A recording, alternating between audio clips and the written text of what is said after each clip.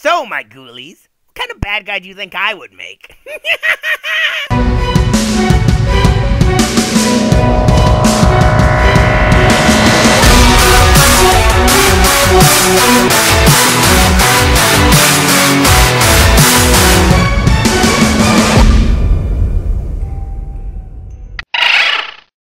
Hey there, ghosts and ghouls, Warlock Boo here, and I got a very special video. After my whole video with the evil Pokemon team, I thought I should follow it up, and I found the perfect way. Thanks to Masako X from Team 4-Star. He recently did a video on let's create a bad guy for Dragon Ball. Well, I thought I would follow it, my own version, and hopefully you guys will agree with this guy would be an awesome movie bad guy. Now, I will leave a link to Masako X's original video down below, so you guys can check it out all you want. But here's what it is. I'm going to make my own bad guy. His team, his group, his origins, what he's trying to do, all of this stuff. Now, I'll set the picture. Imagine, this all takes place in Universe 7, or 6. And the planet Sadal is under attack. A strange ship has appeared and started ripping pieces of the planet up, taking this inhabitant. Doesn't matter that they're strong Saiyans, it's just taking them like they're just candy for the taking. Nothing else. And in a dire desperation, they call for help. They call, of course, the Z-Warriors. Goku, Vegeta, Piccolo, Gohan. They call them for help desperately. Goku gets there. Planet Sadal is almost completely destroyed. Whole chunks are missing. Whole pieces are missing. Cities are gone. There's barely anyone left, and they fill them in. Kaba fills them in, telling them that this strange ship has appeared out of nowhere. No one knows what it wants, but the warriors from the ship are powerful, and they say they need the planet. They need this planet to do what they have to do. Of course, it confuses them. And they find a group of these warriors. Of course, the Goku and Vegeta, these warriors are nothing. But they fight them anyways. And they learn these warriors are quite a bit stronger. They can suppress their power. And they talk about the Warlock. The Warlock has sent us. The Warlock needs this planet so he can bring what he wants, his desire. Of course, the Z-Fighters are fighting back, and they don't know what to make of this. But Goku's pretty excited about this Warlock fellow. Who is this Warlock fellow? What is he doing? What does he want? They beat them, and these weaker warriors tell them, okay, you got to, if you really think you can take him, go into the ship. There's a secret way in. Of course, Vegeta and Piccolo are like, why would you help us? And they say, well, because we have to help him. If we don't help him, he'd kill our families. But maybe you can save them. Which gives you a nice little twist. All the people they're fighting may not actually be evil, but they have to help. It's something that we haven't actually seen in Dragon Ball that much. Now, as they fight their way through the ship, they start to run into stronger enemies, unusual enemies, enemies that don't match anything they know, and some look like they could be from different universes. Once they get through to the main part of the ship, what they see shocks them. A giant city, a huge world within the center of the ship, actually. Massive. Chunks missing out of it. Pieces gone. But you can see the parts of Sadal they've ripped off, being pushed into this world. This world looks like a mishmash. It doesn't look right. It looks different. It looks weird. And as they look upon it, they start to get a look at what he wants. He's creating his own world. There's cities, there's people from all kinds of different universes, different planets, ancient ones, and they don't know why they're doing this. But they're soon greeted with one of his first elite soldiers. This soldier is kind of crazy acting, kind of weird. He seems to use electrical powers and teleport through the lines to get places. This character calls himself the Shadow Reader. And yes, I'm going there. I'm using people I know as my minions. Shadow Reader has no loyalty to Warlock. He has his own plans. And he thinks maybe, after he tests the battle against them, that he could use these people. maybe to overthrow and bring a new type of peace. He wants to bring peace, but in his own crazy little way. So he tells him a little more about Warlock. Warlock is an ancient being that was betrayed by his own planet and killed his family, all except his 2 children, which he has dedicated his life to creating this new world, this peaceful world, this perfect world, and then soon a perfect universe to protect them and nurture them. The problem is he's ripping apart planets. He's ripping apart worlds. He's trying to destroy everything to do this. Anything that could throw him off, that could stand against him, he is willing to kill. He is willing to destroy for his goal. Warlock, he also says, has snapped since it and has started threatening if people don't do what he wants. He will kill them. He will kill everything they hold dear. Similar to Frieza in a way, but almost with a more sad backstory, and you can see why. Warlock is not a normal fighter either, but I'll get into that more. As they go with some help from Shadow, they're attacked by the next person. This person sounds a little more nervous, but is very dangerous. He uses the power to create. He's the one Warlock has that helps him create these cities, that helps him create everything. He calls him the Architect, or as more people know him, the Lethal Breed. Yes, Lethal, you're in my video! I couldn't help it. Lethal is the one that designs everything for Warlock. And again, while he is helping him, he's not fully loyal. He is nervous about Warlock. Warlock's threatening his family just as well as everyone else's. And after a battle, he does die in this battle. Mostly because he's not an actual fighter. He's powerful, but he's not a fighter. And during the battle, they do learn that maybe they should wish back a lot of these minions with the Dragon Balls, because a lot of them weren't evil. They go on and they meet the next person. This is Warlock's wife, the one he has taken from another planet and basically designed as basically a nanny / wife to protect these kids he has designed. She is not either loyal, but she has fallen in love with Warlock. This is Persephone Bell.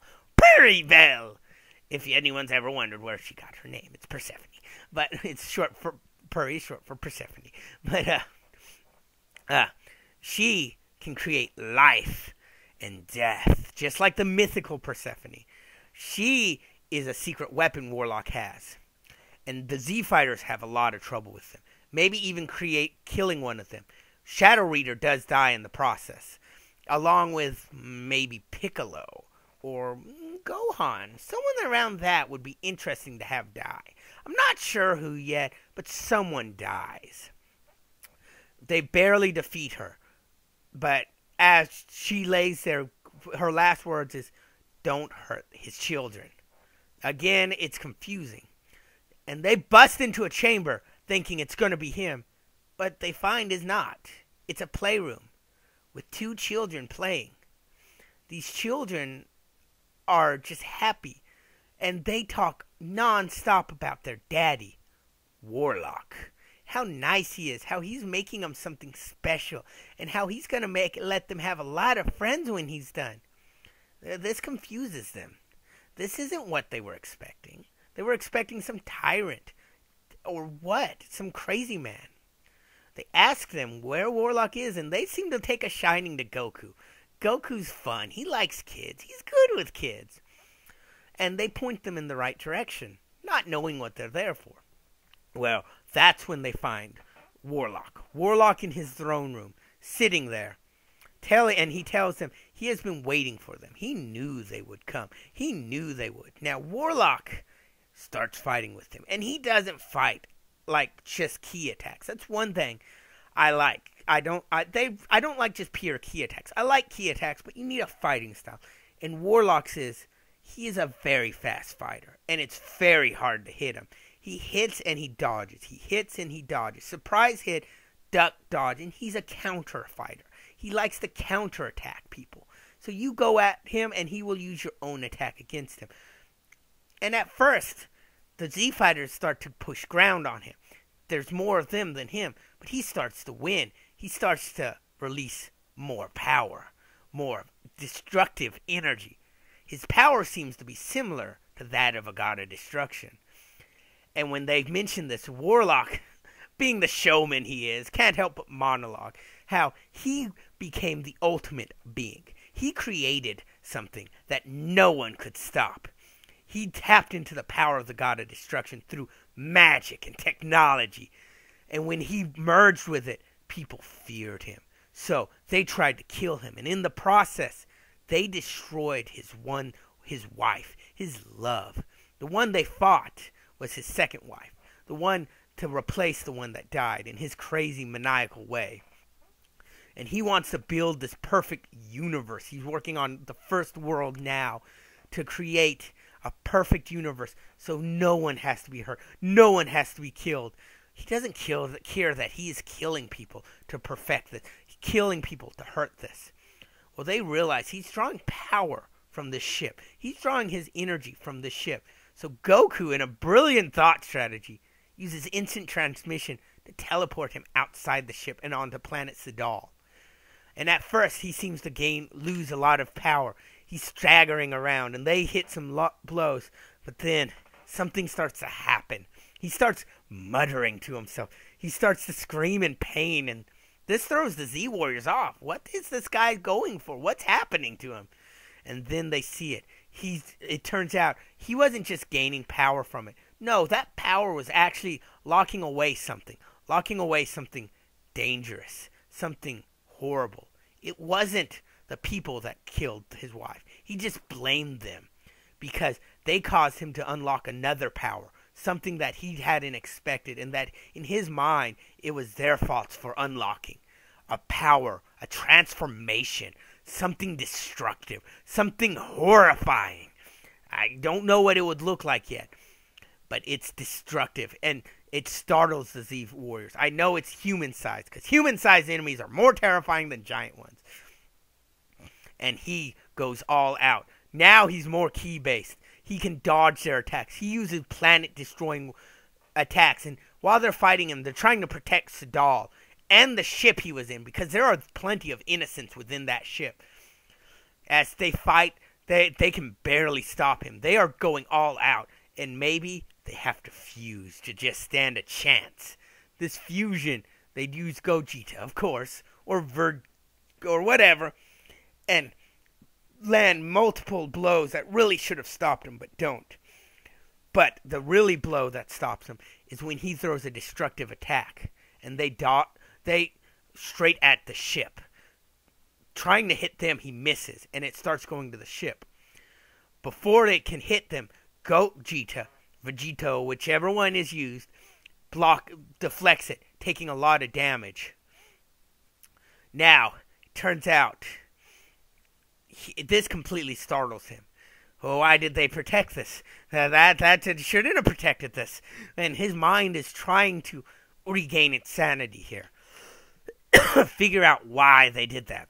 Why would they protect that? That's his world. That's what he's created. His children. Why did they protect it? They're his enemy. Why?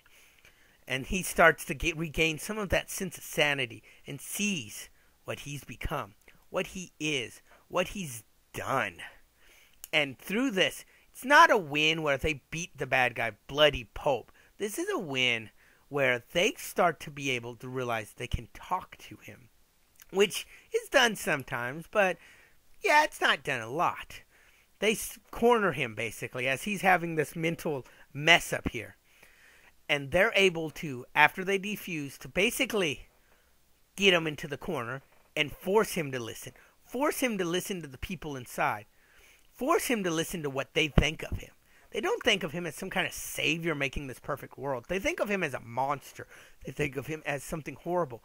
But at the same time, they tell him how much the kids love him. How much that he could do good. If he wouldn't just focus on doing this new universe, new world, maybe focus on protecting a world. Protecting it. Becoming strong enough and just guarding this world from anything that could hurt it. At the end, he agrees. He agrees after getting some more beats on him.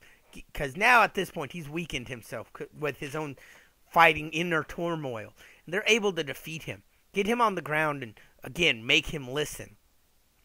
After this, he leaves. He starts putting the planets back together that he's destroyed, and some of his warriors stay with him to try and see this new world idea he has, this new peaceful world, this new nice world where he leaves. He finds a world to make, not create his own, but work with an already created world to help.